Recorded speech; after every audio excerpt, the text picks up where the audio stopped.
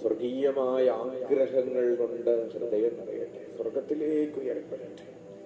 നമ്മുടെ മനസ്സ് ഒരുപക്ഷെ ഈ ഭൂമിയിലുള്ള ചില പ്രയാസങ്ങളിൽ ഉടക്കിക്കിടക്കുകയാകാം.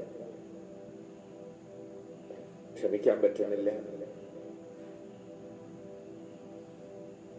സാമ്പത്തിക പ്രതിസന്ധികളിൽ നിന്ന് കരകയറാൻ പറ്റുന്നില്ല,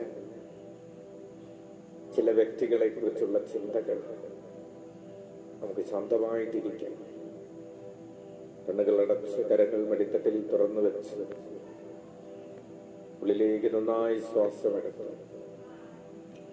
മറ്റൊന്നിനെ കുറിച്ചും ചിന്തിക്കാതെ, മറ്റൊന്നിനെ കുറിച്ചും ആകുലപ്പെടാതെ കർത്താവിനെ വിട്ടുകൊടുത്ത് പ്രാർത്ഥിക്കുന്ന ഈ സമയം സൗഖ്യത്തിന്റെ ഒരു സമയമാണ്, അഭിഷേകത്തിന്റെ മണിക്കൂറുകളാണ്.